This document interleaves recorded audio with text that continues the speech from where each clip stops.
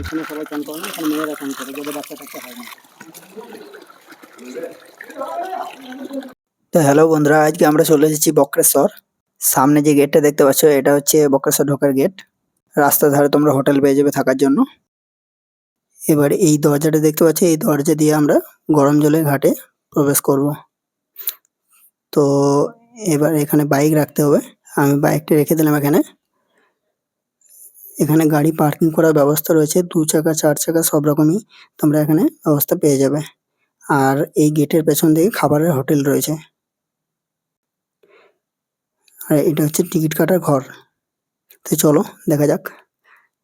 তোমরা দেখতে পাচ্ছ 2 চাকার জন্য 10 টাকা, 3 চাকার জন্য 20 টাকা এবং 4 চাকার জন্য 30 টাকা নিচ্ছে। আর স্নানের জন্য 15 টাকা টিকিট কেটে নিলাম। গাড়ির জন্য 10 টাকা আর আমার নিজের জন্য 5 টাকা। চলো এবার ভেতরে প্রবেশ করা যাক। আর এটা হচ্ছে প্রবেশদ্বার গরম জলে ঘাটে ঢোকার জন্য।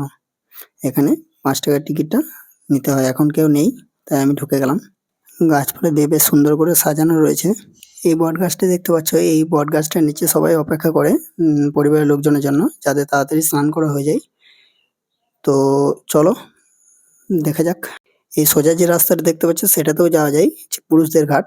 আর ডান দিকে যাচ্ছি আমি, যে রাস্তাটায় পুরুষ এবং মহিলা দুইজন দুদিকে যেতে পারবে।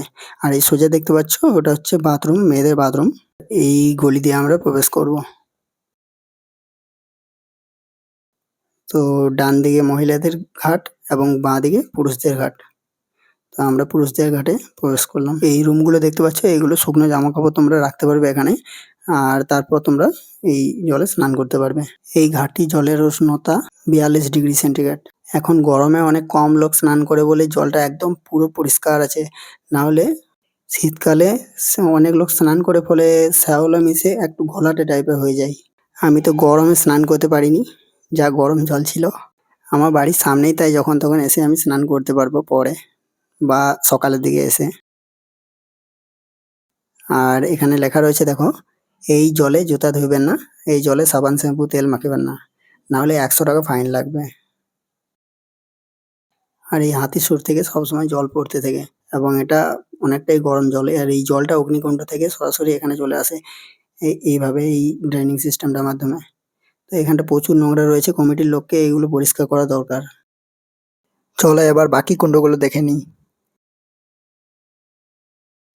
বাঁদিকে দেওয়ালগুলিতে দেখো কত সুন্দর চিত্র অঙ্কন করা রয়েছে এবং বিভিন্ন মুদ্রা অঙ্কন করা রয়েছে, খুব সুন্দর লাগছে দেখতে।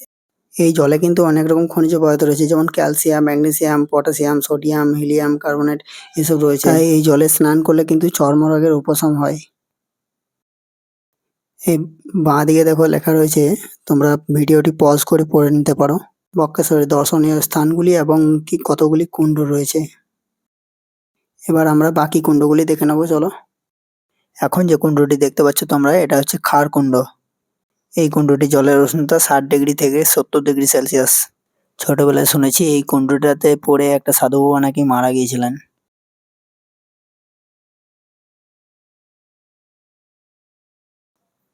এখানে তোমাদেরকে আরো দুটো কুণ্ড আমি দেখাবো। এটা অতটা গরম নয়, কিন্তু তার পাশেরটা অনেকটাই গরম। দেখতে পাচ্ছি জল ফুটছে। এই সমস্ত কুণ্ডগুলোর মধ্যে 3টি বেশি গুরুত্বপূর্ণ, তারা হলো পাপড়া গঙ্গা, অগ্নিকুণ্ড এবং শ্বেতগঙ্গা। যাতে কেউ পড়ে না যায় সেই জন্য নেট দিয়ে আটকে দেওয়া হয়েছে।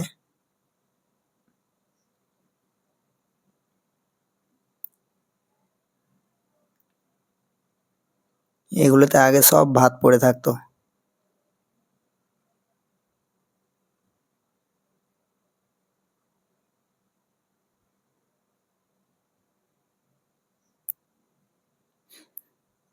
চলো এবার বেরোবার পথ এটা দিয়ে আমরা বাইরে বেরিয়ে যেতে পারবো।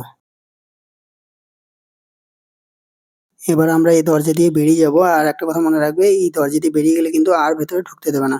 আর এটা হলো অগ্নিকুণ্ড। এটা এই জলের টেম্পারেচার 80 থেকে 92 ডিগ্রি সেলসিয়াস। আগে এখানে অনেক ভাত পড়ে থাকতো, আমরা ছোটবেলায় আসতাম দিয়ে চাল ফেলে যেতাম, দেখতাম অনেক ভাত পড়ে থাকতো। এবং এই অগ্নিকুণ্ড থেকে হিলিয়াম গ্যাস নির্গত হয় এবং দেখতে পাচ্ছ মেশিনপত্র সব বসানো রয়েছে এই ঝোপঝাড়গুলোর পেছনেই। এখন অনেক গাছপালা হয়ে গেছে, মেনটেন্যান্স খুব কম করে এরা। আর এই কুণ্ডের জল যদি তোমরা বাইরে নিয়ে যেতে চাও নিয়ে যেতে পারো, 20 থেকে 30 টাকার মতো নেয়। এবার চলো মন্দিরের দিকে যাওয়া যাক। মন্দিরে পুজো দেওয়ার জন্য এই ডান দিকে পুজোর জিনিস কিনে নিতে পারবে, অনেক দোকান রয়েছে। আর বাঁদিকে দেখতে পাচ্ছ অনেক ছোট ছোট ছোট ছোট মন্দির রয়েছে। রাজনগরের রাজা বীর রাজার আমলে এই মন্দিরগুলি তৈরি করেছিলেন। এবার তোমাদের যে কুণ্ডটি দেখাবো সেটা হচ্ছে সৌভাগ্য কুণ্ড বা দুধ কুণ্ড। বলা হয় যারা ভাগ্যবান তারা এই কুণ্ডটির জলকে নাকি দুধের মতো দেখতে পাবে। এবার আমরা মায়ের সতীপীঠ মন্দিরের দর্শন করব। এটা হচ্ছে মায়ের সতীপীঠ মন্দির। দেবীর ভুরুর মধ্যবর্তী স্থান এখানে পড়েছিল। আমি ওই পাশে ভেতর থেকে গিয়েও দর্শন করাবো।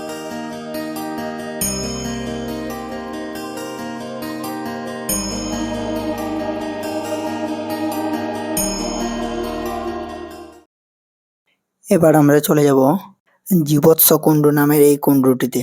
কিন্তু এই কুণ্ডটির সম্পর্কে সবাই জানে না, এটা ঠান্ডা জলের কুণ্ড। আগে যেসব মেয়েদের বাচ্চা হতো না সেসব মেয়েরা এই কুণ্ডটিতে স্নান করতো এবং বিশ্বাস করতো যে এই কুণ্ডটিতে স্নান করার পর তাদের বাচ্চা হতো আর কি। তো এটা নিজের নিজের বিশ্বাসের ওপর, হয়তো এখনো কেউ স্নান করে। কিছু বছর আগে এটা খুবই নোংরা হয়েছিল, এখন পরিষ্কার করা হয়েছে। পান্ডারাও কিন্তু এই কুণ্ডটি সম্পর্কে সেরকম ভাবে কাউকে কিছু বলে না। তবু আমি একজনকে জিজ্ঞাসা করলাম, তোমরা শুনতে পাবে। বলছি এই কুণ্ডটা আগে কি হতো? এইটা ষষ্ঠী কুণ্ড, কিছুই হতো না, ঠান্ডা জল ওঠে। ঠান্ডা জলের কুণ্ড। স্নান করতো সবাই? এখানে সবাই চান করে না, এখানে মেয়েরা চান করে, যাদের বাচ্চা টাচ্চা হয় না। ও, যাদের বাচ্চা টাচ্চা হয় না তারা এই কুণ্ডটাতে স্নান করে। ও, সেটাই শুনেছি আগে যে এই কুণ্ডটাতে সবাই মেয়েরা স্নান করতো। এবার আমরা চলে এলাম শিব মন্দিরের কাছে, শ্বেতগঙ্গা বা পাপহরা গঙ্গা। তো দেখতে পাচ্ছ এই জলের উষ্ণতা 42°C এবং এই শ্বেতগঙ্গার জল নিয়েই মহাদেবের পুজো হয়। চলো শ্বেতগঙ্গার নিচে গিয়ে দেখি। আগে এখানে বিনা টিকিটে স্নান করা হতো, কিন্তু এখন এখানে স্নান করা বন্ধ করে দেওয়া হয়েছে। এই শ্বেতগঙ্গার মাঝে একটি শিলাখণ্ড রয়েছে দেখতে পাচ্ছ, যেটিকে জমদুয়ার বলা হয়। এবার ওপর দিকে গিয়ে দেখা যাক। তো এখানে মা ভবতারিণী মন্দির রয়েছে ওপরে, এবং বসার জন্য খুব সুন্দর জায়গা রয়েছে। এখানে তোমরা চাইলে বিশ্রাম করতে পারো। আর এই হচ্ছে মা ভবতারিণী মন্দির, বন্ধ রয়েছে এখন। আর এইদিকে অনেক মন্দির রয়েছে যেগুলো পরিত্যক্ত টাইপের, কিন্তু সত্যি এখানে আসতে ভয় লাগছিল, সেই জন্য আমি ঘুরে চলে এলাম। আর শ্বেতগঙ্গাকে এরকম ভাবে ঢাকা দেওয়া হয়েছে। আগে অনেক নোংরা পড়তো গাছ থেকে, গাছের পাতা আরে পড়ে যেত, সেই জন্য এইভাবে ঢেকে দেওয়া হয়েছে। আর মা ভবতারিণী মন্দিরের পাশেই দেখো বসার জন্য খুব সুন্দর জায়গা রয়েছে গাছের নিচে। তো তোমরা এখানে বিশ্রাম করতে পারবে, তবে এখানে খাওয়া দাওয়া এবং ধূমপান একদমই নিষিদ্ধ। চলো এবার বাবা ভোলানাথের দর্শন করে নি। তো আমি এই দিকে ঢুকলাম না, আমি যেদিকে বেরোই সেই রাস্তা হয়ে ঢুকলাম।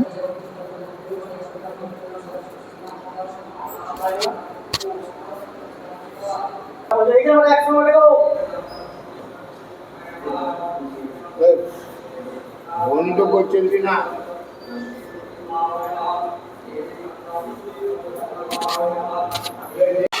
এবারে আমরা মায়ের দর্শন করে নেব। মা এখানে মহিষ মর্দিনী রূপে বিরাজ করেন।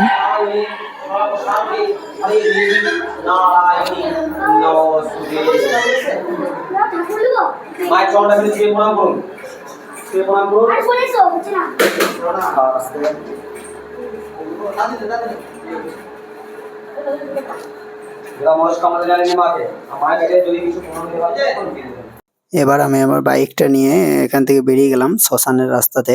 এটাই শ্মশান যাওয়ার রাস্তা, এবং ওই বড় শিবলিঙ্গটা দেখার জন্য এই রাস্তা দিয়ে আমাদেরকে যেতে হবে। প্রায় পৌঁছে গেছি, এখানে বাইকটা দাঁড় করাবো, দিয়ে হেঁটে হেঁটে দেখাবো তোমাদেরকে। এই ডান দিকে নিচে দেখতে পাচ্ছ, ওই নিচের দিকটাই শ্মশান, এবং শ্মশানের সামনে 2-4টা মন্দির রয়েছে সমাধি টাইপের। বেশিক্ষণ থাকলাম না, চলো এবার শিবলিঙ্গটা দেখা যাক। 10 ফুটের শিবলিঙ্গ, এটাই হলো রাস্তা, এবং বাঁ দিকে অনেক সমাধি রয়েছে সারি সারি। আগে এগুলো এত ভালো ছিল না, পরে এগুলোকে আরো সংস্কার করা হয়েছে। তো আমরা প্রায় চলে এসেছি, এখানে বাইকটা দাঁড় করাই।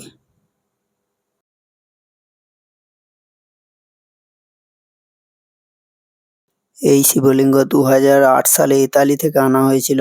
বাবা বাসুদেবের স্বপ্নাদেশে ওনার এক শিষ্য মিস্টার পাইরাস ইতালিবাসী এটাকে প্রতিষ্ঠা করেন এবং এই শিবলিঙ্গটি ক্রোয়েশিয়া থেকে আনা হয়েছিল। 10 ফুটের শিবলিঙ্গ সামুদ্রিক শ্বেত প্রবালের, যেটি বাসুদেব মিশন ইন্টারন্যাশনালে রয়েছে। অসাধারণ সুন্দর নিদর্শন এবং অতি মূল্যবান। আমি অবশ্যই সাজেস্ট করব তোমরা বক্রেশ্বর গেলে অবশ্যই এই শিবলিঙ্গটি দর্শন করে আসবে।